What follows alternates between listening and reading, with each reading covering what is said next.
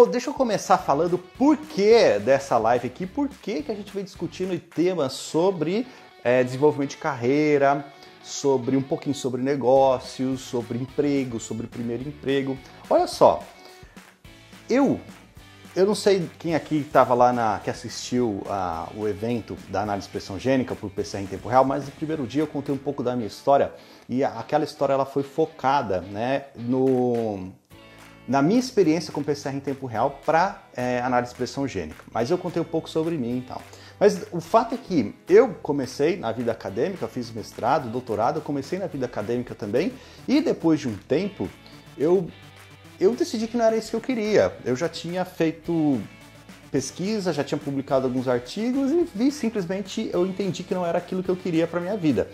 E eu resolvi me aplicar, entrar no mundo corporativo. Eu conheci algumas pessoas do mundo corporativo naquela época, eu quis me aplicar, conhecer e tentar um emprego. Aí eu prestei algumas vezes processos seletivos lá na antiga Life Technologies, prestei 3 vezes, eu falhei 2, eu fui passar só na terceira. E essa é uma história que eu conto com detalhes depois para vocês, quem quiser saber. Mas nesse processo, o processo todo para entrar na empresa, nesse processo de mudança de mentalidade, de trocar, de mudar aquilo que eu queria fazer para fazer uma outra coisa diferente e tal, foi empolgante. Eu não posso falar que foi ruim, foi empolgante, porque era uma vida nova que ia levar, as coisas novas que iam acontecer, mas eu não sabia nada também, ao mesmo tempo foi assustador, porque eu não sabia como me vestir numa entrevista, como preparar um currículo, eu não sabia o que falar, não sabia o que esperar de mim, não sabia qual que é o salário que eu ia receber, não sabia nada, absolutamente nada, eu não tinha ideia do que era o mundo corporativo. Eu estava com aquela cabeça do mundo acadêmico, que não tem absolutamente nada de errado com o mundo acadêmico, seguir uma vida de pesquisador, de docente, absolutamente nada errado. A minha esposa segue essa vida, essa carreira, e não tem nada de errado com isso, não era para mim. Mas esse processo todo ele foi empolgante, mas ao mesmo tempo ele foi muito obscuro, foi difícil de encontrar os caminhos corretos. E aí eu passei por entrevista, eu falei entrevista, eu entrei na empresa, eu tive que mudar o meu jeito de pensar, eu tive que trabalhar com pessoas que eu não gostava, com pessoas que eu gostava bastante, eu tinha que lidar com cliente, um monte de coisa desse tipo. E esse processo todo ele foi importante na minha vida. Bom, porque eu quero chegar aqui, depois de um tempo, eu saí da empresa, eu montei o Universo da Biologia Molecular, quem ouviu essa história e sabe como é que esse processo foi, eu montei o Universo da Biologia Molecular e por eu contar, justamente por eu contar esse pedacinho que eu estou contando para vocês em outros eventos, as pessoas elas ficaram curiosas para saber como que eu consegui o emprego, como que foi essa transição, se isso serviria para elas também. E aí, um dia, quando eu abri uma caixinha de perguntas e respostas no Instagram, começaram a perguntar sobre isso. Aí mandavam uns directs para mim de vez em quando e eu fui alimentando essa conversa. Eu mesmo comecei a puxar esse tipo de conversa lá no Instagram, aqui no Instagram, e as pessoas começaram a gostar, participar bastante sobre isso e me fazer várias perguntas e tudo mais. Eu falei que vamos levar esse assunto um pouco mais a sério porque as pessoas estão interessadas nisso. E o Universo da Biologia Molecular, apesar de eu ter montado ele inicialmente pensando em conteúdos técnicos, ele, como eu disse, quem entrou aqui através do anúncio, aqui é uma comunidade para a gente trocar informação, ele não é só focado em conteúdo técnico. Tem conteúdo técnico que, por enquanto, é a principal linha editorial desse site aqui, dessa comunidade, disso aqui que vocês assistem, mas obviamente que eu vou mudar, eu vou adaptar esse conteúdo conforme vocês pedem. E nada impede de fazer uma linha editorial paralela, que é essa que a gente está fazendo aqui, sobre negócios, desenvolvimento de carreira, etc. Então a gente está aqui nesse momento, justamente por isso, porque as pessoas se interessaram e eu resolvi dar uma atenção maior. E aí, para deixar o negócio mais profissional, eu entrei em contato com a Andrea Carvalho. A Andrea Carvalho, ela é uma pessoa responsável, ela foi a pessoa responsável lá na Thermo Fisher, na Applied, na Life Technologies e outras empresas também, entre outras coisas, por recrutar talentos. Ela era a pessoa responsável por, muitas vezes, encontrar, quando ela encontrava ou quando chegava um candidato para ela fazia uma análise, e essa análise ela é feita de diferentes aspectos, não só aspectos técnicos, e aí ela passava as informações do candidato para os gerentes da vaga, para as pessoas interessadas naquela vaga. E ela fez isso ainda, ela faz isso até hoje, só que ela não faz mais lá na Thermo Fisher, ela faz em outros lugares, ela tem a própria empresa dela, por muitos anos, por décadas. Na verdade, ela fez isso depois, André, você confirma aí quanto tempo. Acho que ela começou, se eu não me engano, foi em 2006, e nós estamos em 2020, então faz 14 anos que ela faz esse negócio, faz muito tempo, deve fazer, se bobear faz mais, porque eu não sei exatamente quando que ela começou, acho que foi 2006. Mas faz muito tempo que ela participa do processo de contratação de pessoas, recrutar talentos, e não só isso, ela também é responsável foi e é responsável pelo desenvolvimento de carreira das pessoas. Dentro da própria empresa e fora de empresa, pessoas que querem trocar de um emprego para o outro, ela faz esse tipo de suporte também. E o melhor de tudo, além de ela ter esses anos toda de experiência, ela já fez isso literalmente milhares de vezes. Ela participou de milhares de processos seletivos e processos de desenvolvimento de carreira de pessoas. Ela já entrevistou fácil. Ela contratou um processo de pessoas que já foram contratadas facilmente mais de 100 vezes, deve ser lá, umas 500 vezes eu chutaria. E o melhor de tudo é na nossa área. É uma pessoa que é focada na nossa área. Biologia molecular, genética, life science, healthcare. É uma pessoa de RH focada neste mercado. Então, eu acho, se existe alguém no Brasil mais qualificado que ela para falar sobre isso, eu não conheço. Eu acho que ela é uma das pessoas mais qualificadas que existe no Brasil para estar aqui com vocês agora falando sobre esse tema. Se não for a mais, tá? É que é difícil falar a mais porque eu não conheço outras pessoas, mas com certeza a carga que ela tem, a experiência que ela tem, assim, é inigualável. E só para finalizar aqui, hoje ela não trabalha mais na Thermo Fisher, ela trabalhou na Thermo Fisher comigo, inclusive a gente saiu quase junto, mais ou menos na mesma época, assim, a gente saiu da empresa e ela saiu também para montar o próprio negócio, hoje ela tem a própria empresa, ela continua trabalhando com isso, continua atuando, atendendo empresas multinacionais gigantescas da nossa área. Eu não quero falar aqui o nome, porque talvez ela não queira que fale, se ela quiser ela fala. Mas ela continua atuando nesse mercado, então chega de enrolação, eu vou chamar a Andréa Carvalho aqui para falar com a gente. Tá? Daí eu fiz aí a autorização. Aí, André entrou. Fala, Deia, bem-vinda. Obrigada, Edu. Boa noite, pessoal. Os comentários. Acho que minhas luzes estão um pouquinho. Ó, eu desativei os comentários agora, Deia. Tá bom. Pra gente poder. Deixa eu deitar um pouco mais aqui, porque eu saí um pouco da tela. Mas aí, pra gente conversar com mais tranquilidade, pessoal, eu desativei os comentários, como eu disse, mas eu vou ativá-los daqui a pouco de novo, tá? É só para eu não me distrair, porque eu me distraio muito com as mensagens. E a gente consegue ter uma troca de informação aqui mais tranquila. Deia, muito obrigado por você ter entrado aqui nessa live de participar desse processo, ajudar as pessoas que possivelmente estão enfrentando aí essas mesmas dúvidas que um dia eu já enfrentei, e você sabe que outras pessoas também enfrentaram. Aliás, eu não sei se você se lembra, mas a pessoa de recrutação de talentos que fez meu processo seletivo quando eu passei foi você. Sim, eu te entrevistei 2 vezes em 2 processos diferentes. Ah, foram das duas? 2 processos Uma diferentes. delas eu não passei. Mas é isso aí, Deia. Você quer? Fora, né? Eu estava fora, eu morava fora do Brasil na época. A entrevista, todo o processo foi online. Ô, Deia, você tem alguma coisa para comentar aí do que eu te falei, da sua apresentação? Eu acho que é isso, você falou super bem, a data foi certa também. Eu comecei toda a minha carreira de recursos humanos em empresas de life science, então, e eu comecei dentro da área de aplicação científica, então eu tive muito contato, né, com os assessores científicos, então acho que foi, para mim, enriquecedor trabalhar com eles, depois poder recrutar pessoas. E depois foi aprimorando, né? Quando a Invitrogen comprou a Applied, ficou Life, já era outro nível de contratação. Depois com a Thermo Fisher, outro nível de contratação. Outro nível.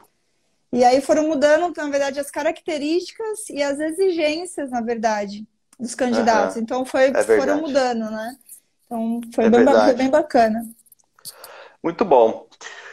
Ô, Dé, é o seguinte, ó, eu tenho algumas perguntas aqui que meio que mandaram, outras eu mesmo que eu fiz. Eu tô com uma colinha aqui que eu fiz várias. Eu vou começar, a gente vai num bate-papo aqui, de boa, trocando ideia, e a gente evolui a conversa do jeito que a gente quiser, porque aqui a pauta é só essa, a gente faz o que quiser.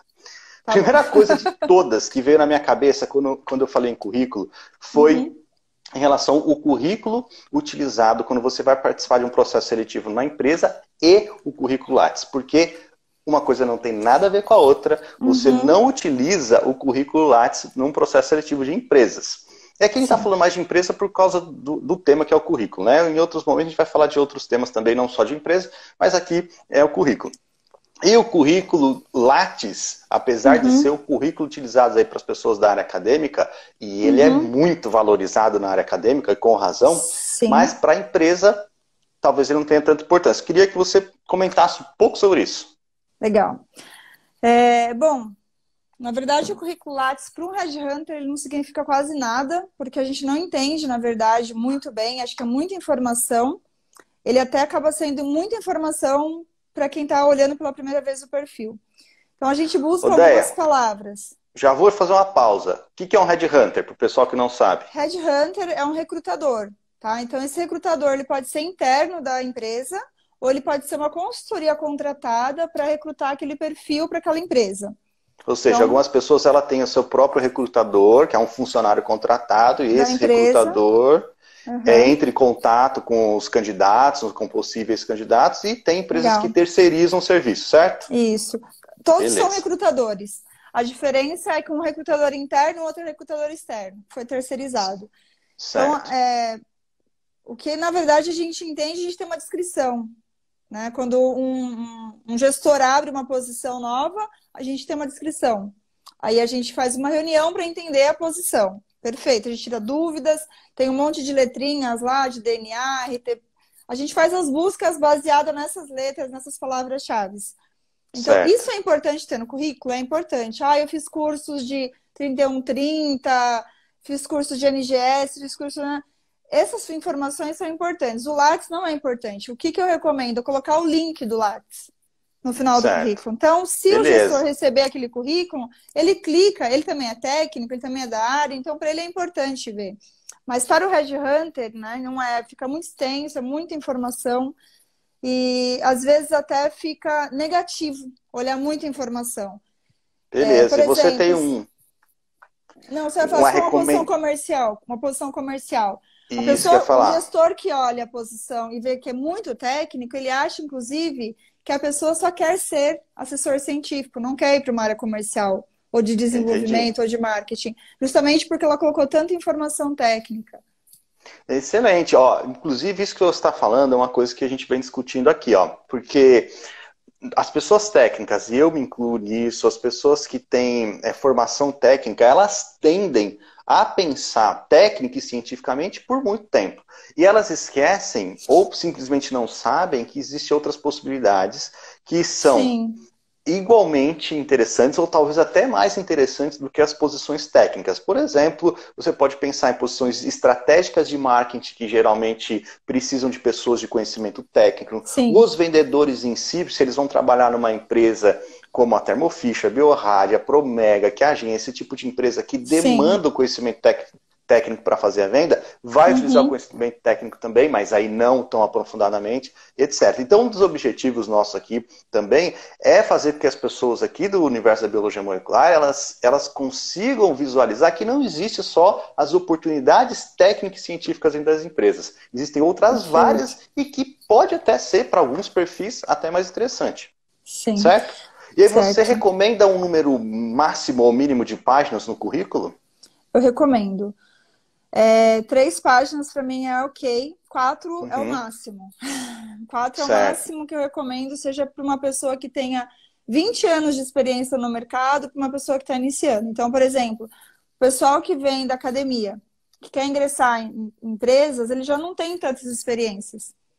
Porque eles estudaram muitos anos. Então, eu recomendo fazer eles não vão ter um currículo de 4 páginas, vão ter de 2.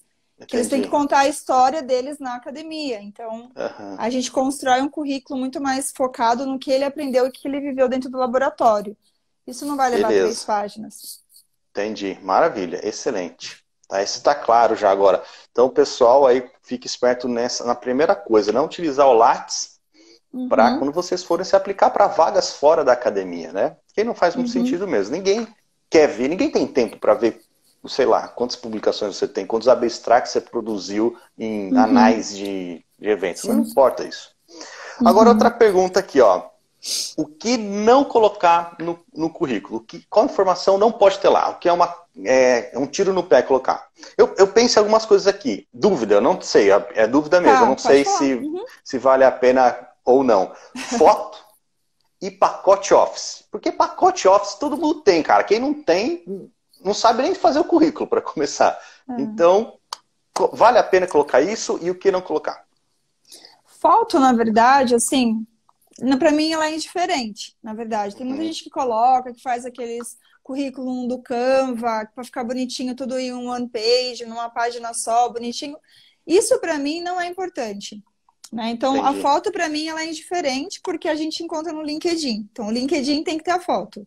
E uma foto Uhum. muito boa, né? De alta Beleza. resolução, com claridade. Agora, o currículo, para mim, ele é só um complemento daquilo que você não conseguiu colocar no LinkedIn, tá? Entendi.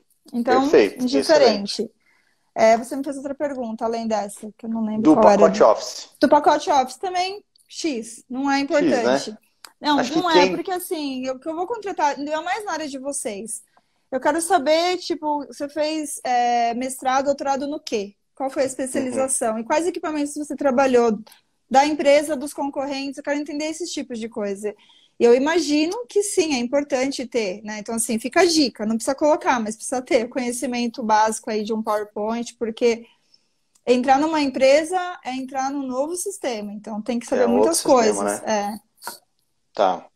E agora, o que não pode faltar nesse currículo de 3 páginas? O que você sabe. Então, assim, a sua experiência mesmo, entendeu? Então, eu acho que é Aham. importante colocar com quem você trabalhou, qual laboratório, se você foi orientador, quem foi seu orientador. Às vezes, essas palavras são importantes, entendeu? Ninguém coloca, eu sempre faço pergunta no currículo. Mas, para mim, que é muito importante, assim, que é essencial, é, qual que é a especialização no mestrado, doutorado, quais os tipos de equipamento que você conhece e aplicação. Para mim, por exemplo, isso é bem importante, tá? Tá. Isso mesmo para posições não técnicas diretamente. Tipo, pode ser para um vendedor também, pode ser, Pode sei ser lá, para para um qualquer posição. É porque, atendimento ao assim, se a pessoa cliente. sai da academia e quer entrar na empresa, e ela vai se aplicar. Ou eu vou buscá-la proativamente, eu como headhunter, eu vou colocar lá e vou buscar e vou oferecer. Ó, então, uma posição. Seja lá de inside sales, seja lá de atendimento ao cliente, seja de assessoria ou de vendas. Para mim é importante saber o quanto que ela conhece e quais são as pessoas que ela é, já interagiu naquele cliente, Uhum. naqueles clientes, naqueles laboratórios. E muito da maneira como a pessoa escreve o currículo já me fala como o perfil dela, que é Excelente. não é a parte técnica. A maneira como ela compõe o currículo, eu vou entender se ela é uma pessoa mais metódica, se ela é uma pessoa mais estruturada. Tudo eu Ou percebo já seja, olhando o currículo. então, a partir do momento que existe o primeiro pontinho de interação entre a empresa, o recrutador e o candidato, ele já começa a ser avaliado. Tem gente que coloca lá voluntariados. Eu particularmente gosto disso, porque já me mostra Aham. outras coisas, outras informações. Então tem gente que trabalha em outras causas e coloca isso no currículo, que eu acho que é super legal Legal. colocar, entendeu? Excelente. Que eu Você vejo que a fala pessoa voluntariado participou. fora da área técnica, sei lá, vai ajudar Isso, cuidar de cachorro, cachorro, criança. então a pessoa também tem algumas outras coisas que acrescentam no perfil dela. Então eu gosto de ver também isso, entendeu? Ou a Maravilha. pessoa teve experiência, fez pós-doutorado fora, voltou e trabalha com outras coisas. Não tem problema também, entendeu? Aham, entendi. Não trabalha com nada a ver Conta. na área. Tem gente que já se formou, já fez pós-doutorado e trabalha, sei lá, em estética. Ou trabalha com Uhum. vendas de outras coisas. Eu Aham. considero também, porque só o fato de ela ter o conhecimento técnico e estar trabalhando em venda, seja de qualquer tipo de produto, eu já vou considerar. Legal, porque isso é uma coisa que as pessoas estavam perguntando essa semana lá nas caixinhas, né? Ah, eu não tenho Uhum, experiência, eu tenho medo de eu não ter experiência. Então, às vezes, não precisa nem ser a experiência técnica que está contando, é uma experiência, sei lá, de vida profissional, alguma uhum, coisa que possa contribuir ali com a avaliação do sim, Headhunter, né? sim. Maravilha, olha só. Para empresas multinacionais, porque nossa área tem bastante empresa nacional, mas as grandes elas são multinacionais. Uhum. Vale a pena mandar o currículo em português ou em inglês? Se você não fala inglês, não manda em inglês, Certo. tá? Se você E se fala fala? inglês, manda nas duas línguas. Você pode, Manda nas inclusive, até duas. nas duas línguas. Então, por exemplo, se você entra no site da Thermo Fisher e tem uma posição aberta e você fala inglês, já se aplica em inglês. Já submete o Uhum. currículo em inglês, por exemplo. Certo. Se o Uhum. currículo, se o Headhunter te liga e fala, você pode me mandar o seu currículo? Aí você pode perguntar, você quer em português ou em inglês? Ou você prefere Uhum. nas duas línguas? Então, tem gente que me manda nas duas línguas, que eu acho que é super legal também. Então depende. Tá. Eu Beleza, recomendo entendi. sempre ter, porque também tem o LinkedIn, por exemplo, ficar em inglês ou em português. No próprio LinkedIn tem duas possibilidades de você colocar o currículo em inglês e português, porque o headhunter, inclusive, pode ser alguém dos Estados Unidos, Sim, é verdade. Eu já buscando fui a entrevistado posição por aqui. Headhunter dos Estados Unidos para a posição aqui no Brasil. Tem isso também. Já Então, aconteceu comigo, é verdade. Ótimo. Deixa eu ver aqui se tem uma. Em relação a formato também.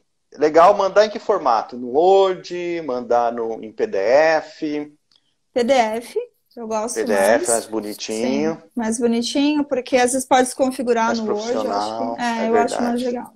Fica mais Uhum. profissional, né? Sim, E as informações lá no currículo, tem uma ordem que é legal colocar? tem, Tipo, vai total. começar com a sua descrição, obviamente, seu nome, endereço, alguma coisa do tipo. Como é que evolui isso? Eu acho que é bem importante, primeiro, né, ter as informações pessoais, né? Depois é bem importante colocar a gente fala um sobre mim, né? Então, sei lá, Uhum. profissional da área de biologia molecular, com experiência em X anos, trabalhando com nananã, equipamentos, nos laboratórios. Esse resumo, ele resolve a vida de um recrutador, porque ali eu já vejo, já vai me despertar o interesse de ler o currículo. Então, esse About Me, logo no início, com 3 linhas, me falando quantos anos de experiência, onde você se formou, o que que você fez, qual a especialização, quais equipamentos, aí eu já vou ter interesse em olhar. Depois Nossa, tem a ordem. olha só. Então, eu vou colocar isso nos termos que a galera aqui entende tranquilamente. Isso aqui é o abstract do artigo que você está escrevendo. Então, vai ter o Isso. resumão lá. É aquele resumo que vai determinar se o Headhunter vai continuar ou não olhando aquele perfil. Ou seja, Uhum. se você, sei lá, se você vai gastar 2 dias fazendo seu currículo, gasta pelo menos um preparando esse Sim, cabeçalho, essa introdução. Porque é ali que o Headhunter vai bater o olho e seguir ou não com o processo seletivo, certo? certo. É sua Essa venda. dica foi. Hã? É a sua É venda, é o só que você venda. é. Entendeu? Essa Aquilo que dica você acho que conquistou. É isso. Para mim é extremamente importante, porque pensa que para um processo, um headhunter olha, sei lá, por dia uns 100 currículos. é isso que eu Então, ia te isso daí perguntar. resolve para mim a vida, porque às vezes a gente bate o olho, a gente já não entende tão bem tecnicamente. Então, será que é, será que não é? Você deixa de lado. Mas se tem um Uhum. headline, que é esse About Me aí, super curto, me falando as informações importantes, eu com certeza vou querer olhar na hora. Então, é bem importante. Beleza. E depois disso, o que que vem embaixo disso? Então, sempre a última experiência primeiro, Certo. Coloca certo? a última experiência primeiro. Então, agora é o que eu vou contar. Eu entendo que na área de vocês, normalmente vocês já saíram da academia. Então, vocês não têm uma experiência em empresas ou em alguma Certo. empresa. Então, eu sempre coloco, eu já ajudei uma pessoa da área a fazer, né, estruturar bem o currículo nesse sentido.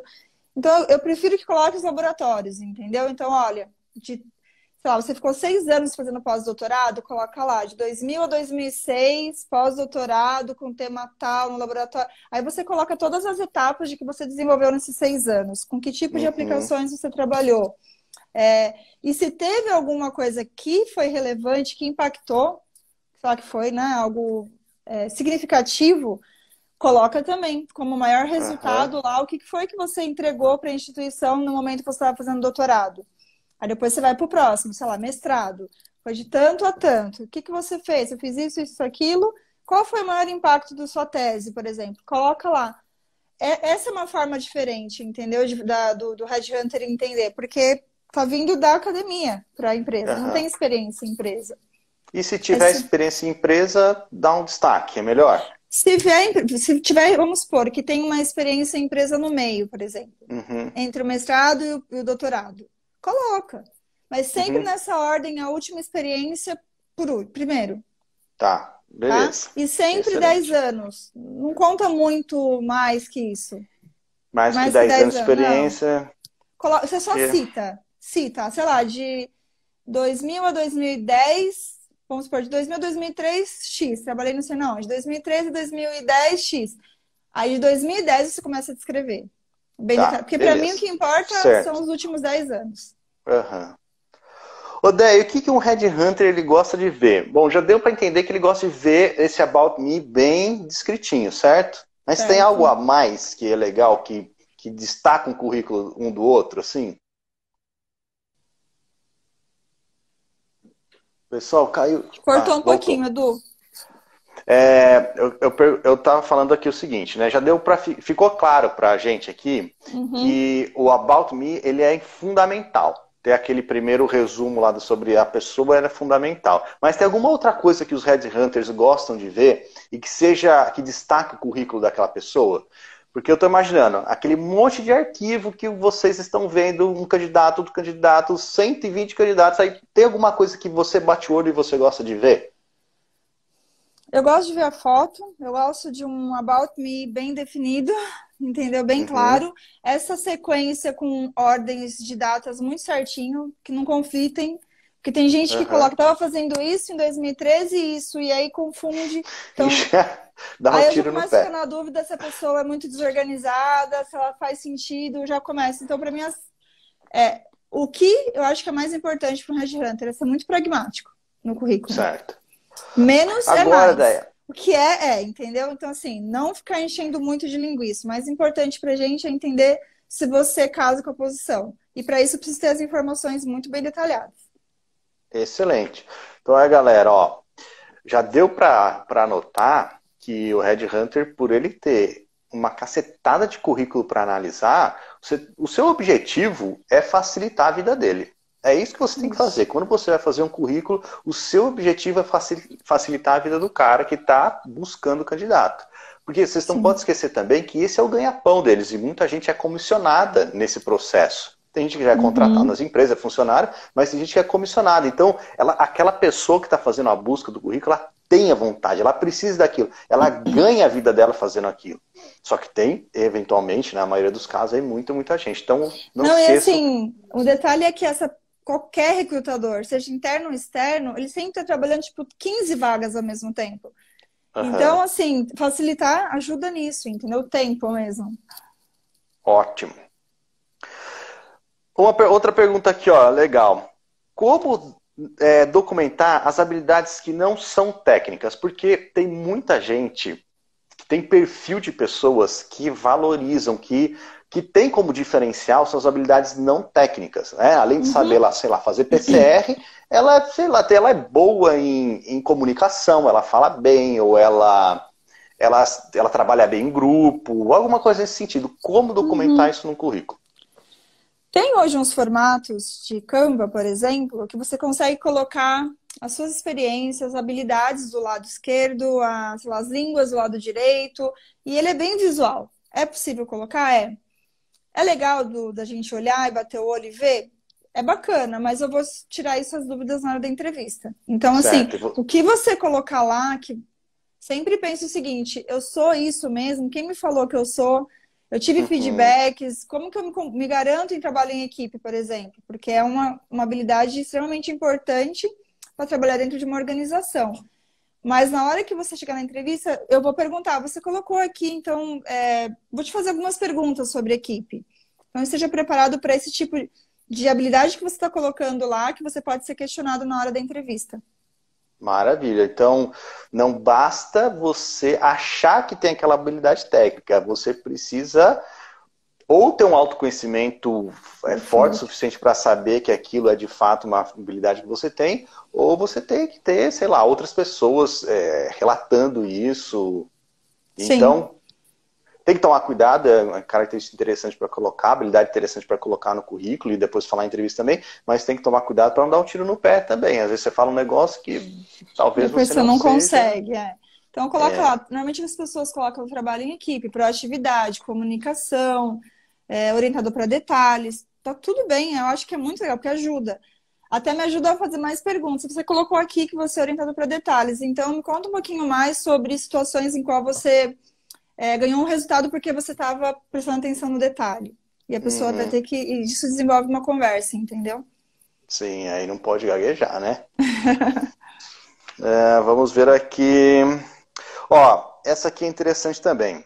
Qual que é a importância de um mestrado e doutorado para se trabalhar na área de biologia molecular? Mas pense o seguinte, nós não estamos falando só com posições técnicas, tá? Não só posições técnicas, é para tudo. Para quem quiser utilizar de algum modo o conhecimento sobre biologia molecular que vem adquirindo ao longo desses anos na vida profissional de alguma maneira, seja em vendas, marketing, atendimento a cliente, sei lá, de alguma maneira. Então é importante, voltando, quão importante é ter mestrado e doutorado? Bom, vamos lá. Posições de assessoria científica, normalmente, o requisito mínimo é o doutorado, por exemplo, ou Certo. mestrado. Então, algumas situações, Mestrado. por exemplo, quando é dentro da empresa o técnico, mas eles, claro que se tiver um com mestrado e um com doutorado ou pós-doutorado, os gestores já vão dando um pouco mais de preferência. Então, como funciona, na verdade, assim, no dia a dia, o básico? A gente recebe todos os currículos, vem por indicação, por busca no LinkedIn, de alguma forma. Eu valido isso com o gestor da área, que é da área técnica. Então, ele fala esse. Por quê? Então, normalmente, ele escolhe quem tem mestrado, ele olha quem é o orientador, ele olha qual foi a universidade, ele olha qual é a especialização, ele fala, 10 que faz sentido. Então, são esses que eu vou focar. Então, a assessoria científica é um pouco mais criteriosa, porque são aquelas pessoas que vão treinar os clientes nos equipamentos, nas aplicações.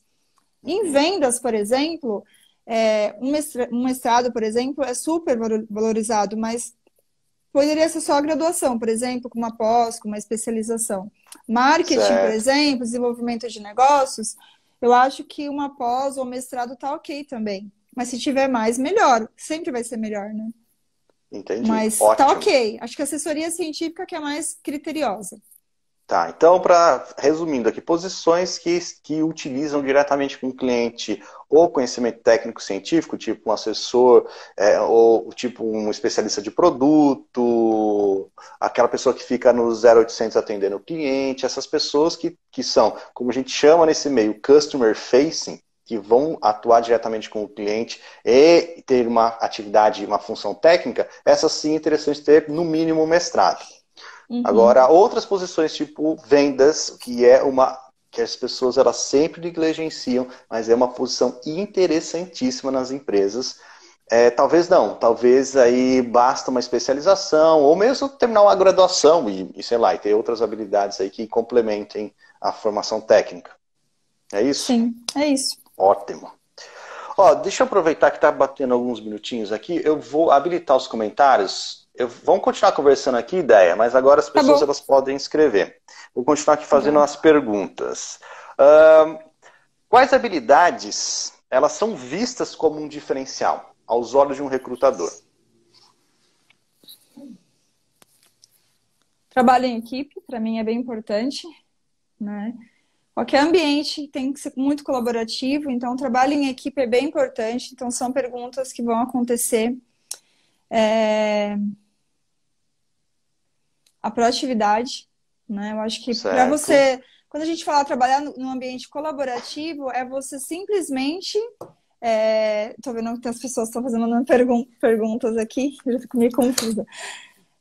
Basicamente, eu acho que é isso: proatividade, trabalho em equipe, comunicação, né? Comunicação hoje é muito importante, resiliência, né? A flexibilidade de se adaptar também é bem importante, e foco em resultado. Hoje em dia é bem importante essas competências. Olha só, essas daí, falar de resiliência é um negócio fundamental, porque geralmente o mundo acadêmico, ele é mais, eu não quero usar a palavra parado, mas ele é menos dinâmico que o mundo corporativo. Então as coisas mudam menos no mundo acadêmico do que no corporativo. E quando mudam, elas são previsíveis. É uma bolsa que vai acabar, a temporada de defesa de tese, esse tipo de coisa. Agora, o mundo corporativo, ele tem uma dinâmica completamente diferente. É gente que está entrando o tempo inteiro, é gente que está sendo demitida, é empresa que está comprando outra empresa, é a diretoria que muda, sei lá, é um cliente, uma conta gigante que a empresa tinha, ela acaba perdendo, posições novas que aparecem o tempo inteiro, posições que deixam de existir. Isso não para de acontecer. Quando você fala, acabou, vamos respirar, começa alguma outra coisa. É sempre assim, e não para. Eu fiquei 7 anos trabalhando nesse ambiente e foram 7 anos de mudança constante o tempo inteiro. Então, aquela pessoa que quer estabilidade, talvez esse já não seja um ambiente. Talvez seja legal ir para um outro lugar mesmo. Agora, em relação ao trabalho em equipe, eu queria fazer um comentário aqui, porque geralmente pessoas com o nosso perfil, pessoas aqui, eu falo o pessoal da biologia molecular, aqui a gente entende como tende a ter, focar conhecimento técnico, aquela coisa, muitas vezes a gente trabalha muito individualmente, trabalha de uma maneira egoísta, natural, talvez seja parte um pouco desse perfil. E aí quando você vai para um outro ambiente como é o corporativo, você tem que matar um pouquinho desse seu lado egoísta, um pouquinho desse seu lado individualista e pensar no conjunto, porque é uma engrenagem que está rodando junto com a outra, que vai fazer um todo se movimentar, né? Então, essa é outra coisa que é interessante que eu gostaria de comentar aqui em relação aos nossos perfis aqui. Não sei porque o meu tá travado, eu não tô conseguindo ver. Deixa eu te falar, tem umas perguntas aqui que eu acho que é importante, né? Vai lá, manda ver. Vou aproveitar e tomar. Eu acho que teve várias pessoas que perguntaram a questão da idade, né? Eu acho que foram várias. Perguntaram muito sobre a idade essa semana. Na verdade, assim, pelo que eu imagino, tá? Assim, trabalhando no tempo, eu trabalhei com Life Science. As pessoas que vêm com pós-doutorado já fizeram uma carreira, então chegaram na dúvida depois que terminaram tudo, né? Então a gente já entende que foram 12, 13 anos de estudo para depois entrar numa empresa. Não tem nenhum problema, tá? Teve gente que perguntou a questão do estágio, conta muito. Então, assim, é muito importante se aplicar e olhar as posições que tem estágio nessas áreas, por exemplo, porque sempre tem muitas posições. Eu trabalhei um tempo atrás para uma multinacional também de Life Science, de estágio, por exemplo. E foi muito difícil encontrar pessoa. Então, assim, é uma busca muito grande para encontrar estagiário, por exemplo, que está fazendo iniciação científica nas universidades. Então, é bem importante deixar um currículo bem legal no LinkedIn, facilita a vida dos recrutadores.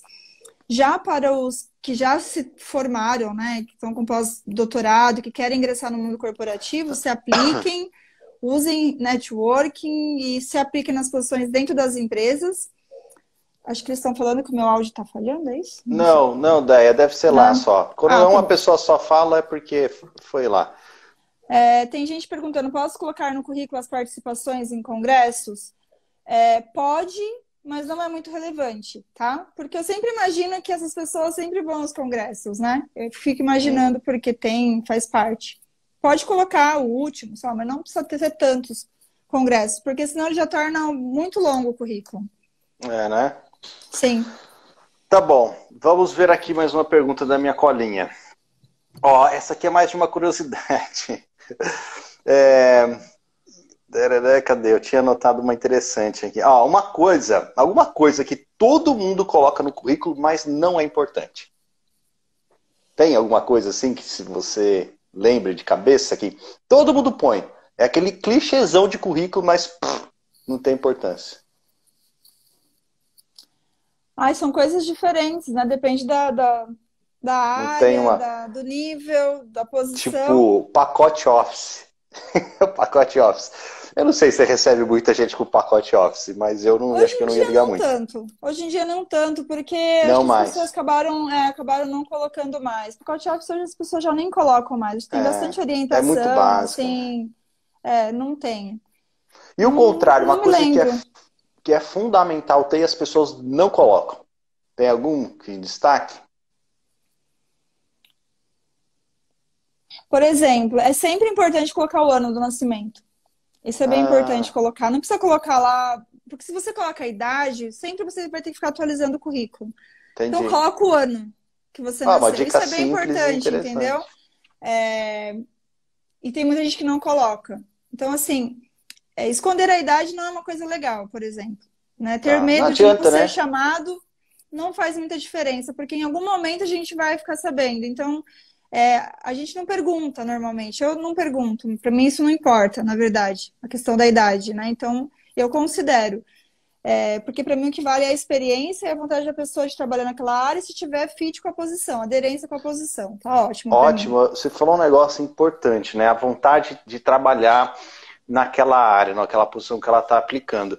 Porque se candidatar a uma vaga, ela não pode ser um negócio do tipo, não tenho outra coisa para fazer, não vejo saída para minha vida, vou me aplicar para essa vaga aqui. Porque tiro no pé isso. Fica muito Sim. evidente numa entrevista isso, né? Eu já entrevistei candidatos também e Uhum. fica muito evidente quando a pessoa ela tá ali porque ela não teve saída. Cara, e tem muita gente que fez o mestrado e o doutorado com esse pensamento. Ai, terminar a faculdade, não sei o que fazer, eu não vou procurar emprego, fazer mestrado. Eu tenho certeza que tem gente, várias pessoas aqui que fizeram isso. E talvez, por ter dado certo dessa primeira vez, tenta fazer isso depois quando vai procurar um emprego. Aí procura uma vaga lá, vai se aplicar uma vaga que não quer e é uma porcaria. Porque é um tiro no pé, desestimulante, a pessoa vê, o candidato, o Uhum, gestor vê, uhum, ele pode até eventualmente se queimar. Eu não uhum. sei. Não sei se tem algum outro Deixa eu só comentário em fazer relação uma a isso. interrupção que eu achei que interessante, que a Sol Wildman Vai, colocou vou a arrumar minha questão do câmera. Office, né? Que é importante por causa do Excel. Sim, o Excel hoje em dia ele é bem interessante, né? Todo tipo de análise, todo tipo de dados, o Excel ele é bem importante. Mas, por exemplo, eu não vou garantir que a pessoa, eu não vou, por exemplo, entrevistando uma pessoa da área de aplicações, eu não vou fazer teste de Excel com ela. Então, se ela colocar para mim e ela não tiver, ou se ela, entendeu? Isso para mim não vai fazer diferença. O mais importante, nesse caso, nessa posição para mim, por exemplo, é muito importante que ela conheça dos equipamentos das aplicações. Uhum, Se ela uhum. sabe isso, tá ótimo para mim. Agora, se eu vou entrevistar uma posição que vai trabalhar com análises, com desenvolvimento, outras informações, é bem importante. E talvez tenha testes, inclusive, de Excel inclusos. Teve pessoas que Uhum. perguntaram também: coloco se eu sou fluente ou não no inglês? Não tem fluência? Ou se o seu intermediário não é capaz de você fazer ter uma conversação no final da entrevista, nem coloca. Nem coloca. É bem importante isso, porque conta muito ter o inglês nessas posições? Conta. Conta bastante em multinacional. Porém, colocar que é avançado, depois não conseguir fazer a conversa, na hora da entrevista a gente vai tirar isso, porque normalmente o recrutador no final fala, vamos falar um pouquinho inglês? Aí a pessoa não consegue. Então é bem Aí ferrou. importante. Ô, Dé, até fazer um comentário sobre isso, porque eu participei de 2 processos seletivos que uma vez a gente achou que a pessoa era tão boa para a vaga, mas precisava ter inglês e ela não tinha, e a gente contratou do mesmo jeito, contanto que ela se comprometesse a aprender inglês, então ela foi contratada sem falar inglês, que era um Uhum, pré-requisito para a vaga, e uhum. aí ela se comprometeu a fazer aulas de inglês depois para aprender, e depois foi submetida a viagens para o exterior, ela teve que penar para aprender inglês. E a mesma coisa aconteceu com a pessoa do espanhol. Falava inglês, mas precisava falar espanhol, porque ia cobrir a América Uhum, Latina. Não falava, mas a pessoa era tão boa, que a gente falou, ó, a gente vai te contratar, mas você tem que se uhum. comprometer a aprender É isso aí. espanhol.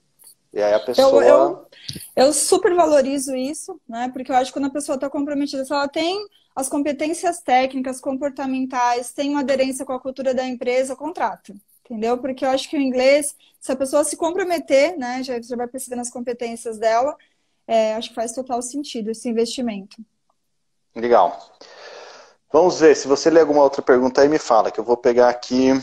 Aqui É tem uma... o perfil de bioinformata, se encaixaria em que tipo de vaga? De bioinformata. Não, eu acho que de bioinformata, normalmente. A gente já teve bioinformata que mudou para a área comercial, né? Também, então. Exatamente, é verdade. É que Depende do que você quer. o bioinformata é um cara difícil de contratar, eu É acho. muito difícil. Porque é uma pessoa, Muito. geralmente são pessoas muito técnicas e muitas vezes introspectivas e precisam lidar com o cliente, precisam sair de situação difícil, precisa argumentar com o cliente grande. E aí combinar essas 2 características, essas 2 habilidades, pode não ser fácil de encontrar. Então, se você, você aí que está ouvindo, é um bioinformata, nem que você seja mediano, não precisa nem ser excelente, mas você tem uma boa habilidade de comunicação, você consegue sair de enrascada, você é um bom comunicador, cara, você pode ser uma pedra a ser lapidada. Então, fique esperto, você pode se aplicar em uma vaga que não é fácil achar bioinformata, não. Toda vez que a gente precisou abrir vaga de bioinformata lá na Termo, foi um parto para contratar, né? Total. Muito difícil contratar bioinformata. Assim, se puder já ter essa pessoa na manga, é a melhor coisa que tem no mundo, porque é muito difícil. Ótimo. Ó, uma pergunta de curiosidade minha aqui. Teve algum candidato, alguma pessoa aí que você lembra, algum candidato que cometeu uma grosseria tão grande no seu currículo que ela foi desclassificada assim, falou, olha esse cara aqui. Aí sai, sabe, o pessoal os headhunters lá que se encontram na hora de tomar um café fala, olha esse currículo que eu recebi, olha o que esse cara escreveu. Teve alguma coisa assim alguma vez? Olha, quando coloca muita informação pessoal, então agora as pessoas têm, como eu falei, é legal colocar alguma causa, né? Colocar alguma coisa, causa nobre é legal, mas tem pessoas que começam a escrever a vida pessoal, assim. Tem gente que escreve, me contratem, que eu sou uma pessoa assim, assim, assim. Eu falo, nossa, essa pessoa é bem criativa, né? Mas você já fica meio assim, será que eu vou entrevistar, quero conhecer essa pessoa. Mas eu acho que para a área de vocês, eu acho que é muito grande quando tem aqueles currículos com lápis. Aquilo ali, tipo, é muita Aquilo é um tiro informação. no Aí eu pé. olho e falo, nossa, 30 páginas, isso que a pessoa não tem noção, é muita coisa. Tipo, É muita coisa, eu cara. não vou ler nenhuma delas, não vou entrar, não vou investigar. Nossa, não é importante para Já mim isso. Já perdeu aí. Odeia, teve uma vez que eu lembro que eu vi, eu não lembro que processo foi esse, mas eu lembro que a pessoa começava assim, né? Esse About Me, ela começava escrevendo assim: o que falar sobre mim? Bom, eu sou uma pessoa. Caraca, você não tá colocando um perfil no Facebook? Mas as pessoas começaram a fazer isso agora no LinkedIn. No Entendeu? LinkedIn?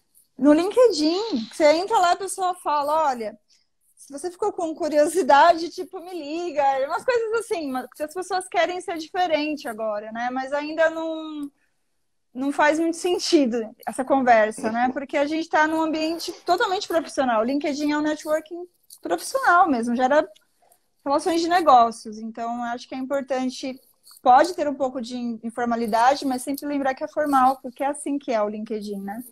Certo. Um dia, se isso evoluir para outra maneira, beleza, abraça a mudança. Só que por enquanto não é o que acontece, né? Pesquisa, né? Pesquisa, eu acho que é importante. O próprio LinkedIn tem os videozinhos que ensina como você É preparar um verdade. currículo, como se preparar, ler matérias, artigos sobre como inovar nesse processo, né? Eu até acho interessante. Já liguei para candidatos que escreveram essas coisas assim, mas e a pessoa ela era assim, ela era diferente. Tudo bem, também já contratei pessoas assim. Então, tem alguma coisa de mal? Não tem, mas ainda não é o perfil. E eu ainda imagino que para pharma, healthcare, life science, ainda é um ambiente bastante formal, né, para isso. Legal. Me ocorreu uma pergunta agora aqui, que é o seguinte: você acha interessante você adaptar o seu currículo para diferentes posições? Então, se você vai aplicar para uma posição de vendas, ou depois você não passou, vai aplicar para uma outra posição que não seja vendas, seja será suporte técnico, você acha legal adaptar o currículo? Eu até acho, só que no LinkedIn você vai ter um perfil. Certo. Então, pensa o seguinte, qual perfil que eu crio que eu possa ser encontrada para qualquer posição, como marketing, produtos, assessoria científica, por exemplo. Uhum. Então, lá em cima no LinkedIn, onde você coloca a foto, tem a possibilidade de você colocar profissional de biologia molecular, assessor científico com profissional de vendas, enfim, na área de biologia molecular. Criar um título que meio que se encaixe com tudo. Porque quando o recrutador busca, o LinkedIn é por algoritmos, né? Então, são palavras-chave. Então, quando eu coloco no Recruiter, no LinkedIn, para fazer busca de candidatos, eu vou colocar assessor científico, eu vou colocar biologia molecular, genética, celular, RTA, todas as informações que são importantes eu vou colocar. E ele vai me trazer os currículos que mais tem esse tipo de informação. Então, eu vou colocar São Paulo, vou colocar Rio de Janeiro, enfim, eu vou colocar os estados, as cidades que eu quero encontrar essas pessoas e eu vou colocar palavras-chave. Então, mesmo que você não é assessor científico, trabalhando dentro de uma empresa, você é assessor científico. Porque você sabe manusear o equipamento, sabe trabalhar nas aplicações, você só não teve a oportunidade de trabalhar dentro de uma empresa, mas você é um assessor científico. Desde que você tenha aí o seu Certo. doutorado, mestrado, então já coloca lá, entendeu? Application Scientist, sales, marketing, coloca essas informações, porque qualquer posição que eu buscar, já vai aparecer você já aparecem para os recrutadores. Ótima dica. Ó, tem uma pergunta interessante aqui da Elis Cardoso, que é o seguinte: agora, com o novo normal, apesar de eu achar horroroso esse nome, como inovar no recrutamento? No recrutamento não, né? Você vai ser recrutado. Como você vê o que as pessoas elas podem colocar no seu currículo que esteja de acordo com essa situação que a gente está vivendo, que favoreça uma contratação dentro desse ambiente que a gente está vivendo agora? Olha, para mim, na verdade, não mudou muita coisa. Eu achei interessante, na verdade, eu contratei algumas pessoas da área de assessoria e vendas e estagiário na área de biologia molecular que começaram durante a pandemia.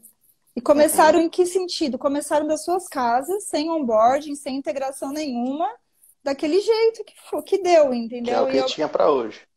E por incrível que pareça, está dando certo. Por quê? Porque o gestor, da maneira dele, tem que se encontrar, não vai ficar um dia fazendo uma semana inteira de integração, vai fazer, sei lá, 2 horas por dia, porque o gestor também tem filho, tem casa, assim que a gente está vivendo, né? Então, Sim.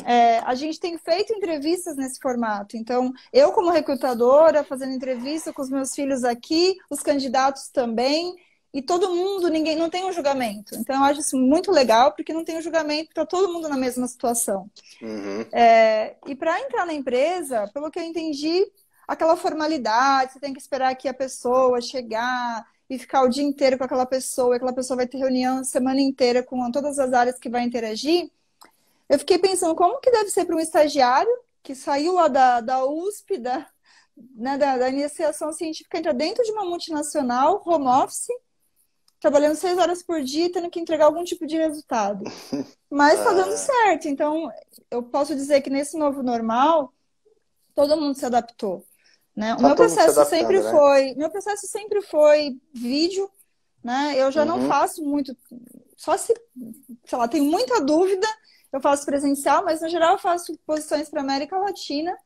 E sempre é através de videoconferência, né? O que mudou, na Aham. verdade, foi se adaptar, né? Às circunstâncias que a gente tem em casa, os filhos, né? Às vezes um barulho, os cachorro, mas sem julgamento nenhum de nenhum lado, assim. Então, achei que nesse sentido foi bem bacana, porque não tem uma formalidade.